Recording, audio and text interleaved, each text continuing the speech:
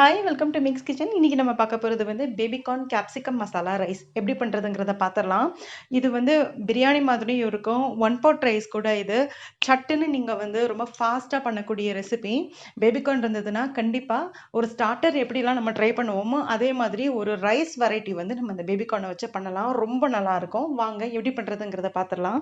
நம்ம சேனலை இன்னும் சப்ஸ்கிரைப் பண்ணாதவங்க மறக்காமல் சப்ஸ்கிரைப் பண்ணிக்கோங்க. பக்கத்தில் இருக்கிற பெல் ஐக்கானையும் ப்ரெஸ் பண்ணுங்கள். அப்போ தான் நான் போடுற வீடியோவோட அப்டேட்ஸ் உங்களுக்கு வரும்.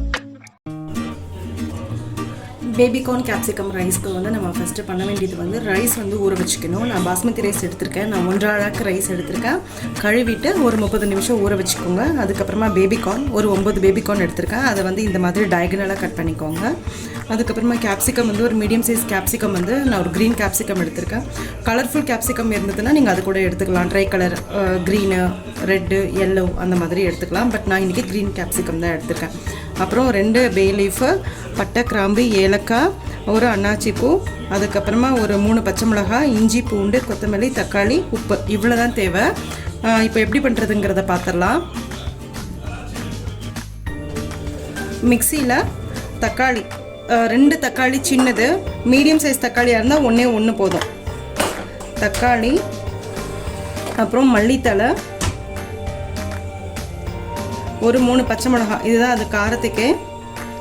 அடுத்து வந்து பூண்டு, இஞ்சி பூண்டு பேஸ்ட் இருந்தாலும் நீங்கள் போட்டுக்கலாம். இது எல்லாத்தையும் போட்டு நல்லா நைஸாக அரைச்சிட்டு வந்துடணும். தண்ணி ஊற்றாமல் மிக்சியில் நான் அரைச்சிட்டு எடுத்துகிட்டு வந்துட்டேன். இந்த மாதிரி கன்சிஸ்டன்சியில் இருந்தால் போதும். ரொம்ப நைஸாக அரைக்கணும்னு அவசியம் இல்லை. தண்ணி ஊற்றாமல் அரைச்சிக்கணும். இப்போ நம்ம குக்கரில் கொஞ்சம் எண்ணெய் ஊற்றிக்கலாம். ஒரு 2 டேபிள் ஸ்பூன் எண்ணெய் ஊற்றிருக்கேன். லாஸ்ட்டில் நம்ம நெய் போட்டு தாளிச்சுப்போம். இப்போ எண்ணெய் கொஞ்சம் சூடாகட்டும். இப்போ குக்கரில் 2 பிரியாணி இலை, பட்டை, கிராம்பு, ஏலக்காய், அப்புறமேல ஒரு அன்னாச்சி பூ, எல்லாத்தையும் போட்டு தாளிச்சிடணும். சோம்பு நீங்கள் போடுறதா இருந்தாலும் போட்டுக்கலாம். பட் நான் இன்னைக்கு போடலை. இது கொஞ்சம் வதங்கினதுக்கு அப்புறமா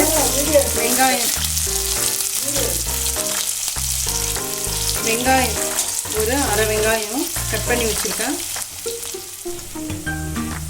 இப்போ வெங்காயம் ரொம்ப சுருள வதங்கணும்னு அவசியம் இல்லை. இந்த மாதிரி டிரான்ஸ்பரண்ட்டில் இருந்தால் போதும்.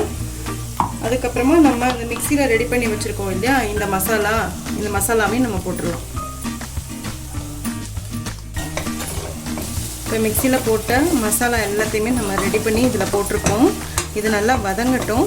ஏன்னா தக்காளி, பச்சை மிளகாய், மல்லித்தலைலாம் வந்து நம்ம பச்சையாக போட்டுக்கிறதுனால, இன்னொன்று மிக்சியில் அடித்து போட்டிருக்கிறதுனால அது நல்லா வதங்கணும். அது வதங்கினது வந்து எப்படி கண்டுபிடிப்போம் அப்படின்னா, அது நல்லா வதங்கினதுக்கப்புறமா ஆயில் பிரிஞ்சு வரும். ஸோ அதான் கணக்கு. இது நல்ல ஃப்ளேவர்ஃபுல்லான சூப்பரான ஒரு மசாலா ரைஸ். ஸோ இதை நல்லா வதக்கிப்போம். பார்த்திங்கன்னா சூப்பராக நல்லா வதங்கிடுச்சு. நல்லா சுருளை வதங்கிடுச்சு. இந்த டைமில் வந்து பேபிகார்ன் போட்டுக்கலாம். பேபிகார்ன் போட்டதுக்கப்புறமா மஞ்சத்தூள்,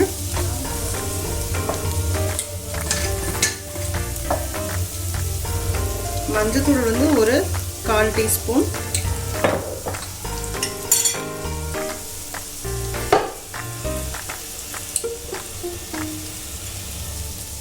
தனி மிளகாத்தூள், அதுவும் ஒரு 1/4 டீஸ்பூன். காரம் பார்த்து போட்டுக்கணும். இன்னும் ஆல்ரெடி நம்ம பச்சை மிளகாய் வேற போட்டிருக்கோம். தனியா பொடி ஒரு 1/2 டீஸ்பூன். அப்புறம் கொஞ்சமாக உப்பு,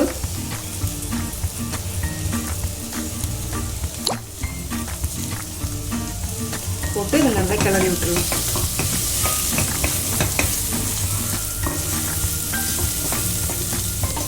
இது கொஞ்ச நேரம் அந்த மசாலாவோடு சேர்ந்து இப்போ நம்ம போட்டிருந்தோம் இல்லையா பொடியெல்லாம், இந்த பொடியெல்லாம் கொஞ்சம் அந்த ராஸ்மெல் போகிற முடிய வதங்கட்டும்.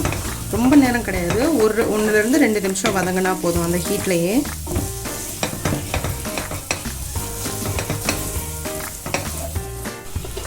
ஒரு 2 நிமிஷம் வதங்கியாச்சு. இந்த டைமில் கேப்சிகமும் போட்டுக்கலாம். போட்டு ரொம்ப நேரம் இல்லை, சும்மா ஒரு ஒரு டாஸ் பண்ணுறதுக்காக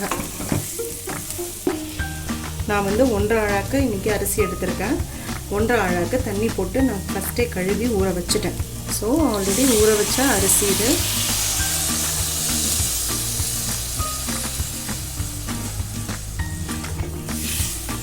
இதில் உப்பு வந்து எல்லாத்தையும் நம்ம மிக்ஸ் பண்ணிவிட்டு நல்லா மிக்ஸ் பண்ணிவிட்டு உப்பு காரம் எது தேவையோ நம்ம அதை போட்டுக்கலாம். நீங்கள் பிரியாணி பொடி இருந்தது இல்லையா, அது கூட நீங்கள் யூஸ் பண்ணிக்கலாம், இல்லை கரம் மசாலா யூஸ் பண்ணிக்கலாம். நான் கரம் மசாலா ஃபஸ்ட்டே வந்து தாளிக்கிறதுக்கு யூஸ் பண்ணதுனால நான் இப்போ யூஸ் பண்ணலை. உப்பு காரம்லாம் இப்போ செக் பண்ணிவிட்டு நம்ம வந்து கொஞ்சமாக நெய் மேலே போட்டுக்கலாம்.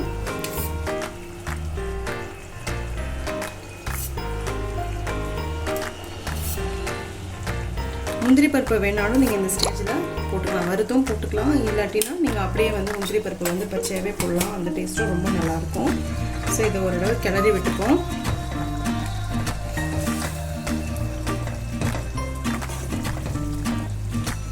நான் 1 அழாக்கு அரிசிக்கு 1 அழாக்கு தண்ணி வச்சுருக்கேன். இப்போ இதை க்ளோஸ் பண்ணிடுறேன். குக்கர் போட்டு க்ளோஸ் பண்ணிட்டேன். இப்போ இதை சிம்மில் வச்சுப்போம் கம்ப்ளீட்டாக. ஸ்டீம் வந்ததுக்கப்புறமா விசில் போட்டு ஒரு 13லேருந்து 14 நிமிஷம் அதுக்கப்புறமா நம்ம ஆஃப் பண்ணிடலாம். ஸோ கம்ப்ளீட்டாக இது சிம்மில் தான் இருந்து இது வேக போகுது. உங்களுக்கு அப்போ பர்ஃபெக்டாக பாஸ்மதி ரைஸ் நல்லா உதிரியாக நல்லா வெந்து வரும்.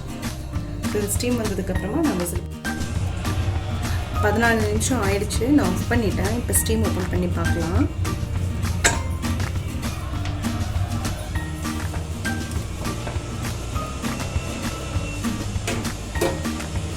நல்லா கமகமான ஆவி பறக்க சூப்பராக ரெடி ஆகிடுச்சு.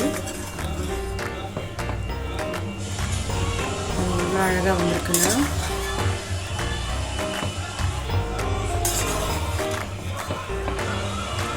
நல்லா அடி பிடிக்காமல் சூப்பராக வந்திருக்கு. நல்லா பேபி கார்னும் நல்லா வெந்திருக்கு.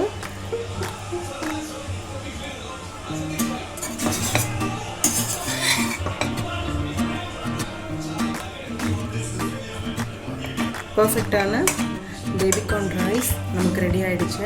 ரொம்ப சூப்பராக இருக்கும். ட்ரை பண்ணி பாருங்கள். பேபிகார்னில் தான் பண்ணணும்னு இல்லை, நீங்கள் வந்து எல்லா வெஜிடபிள்ஸ் போட்டு பண்ணலாம், பன்னீர் போட்டு பண்ணலாம். ரொம்ப எக்ஸலண்ட்டாக இருக்கும். ஈவன் சிக்கன் பீஸ் கூட இதே மாதிரி நீங்கள் போட்டு பண்ணலாம். அவ்வளோ சூப்பராக இருக்கும். ட்ரை பண்ணி பாருங்கள் எப்படி இருக்குன்னு.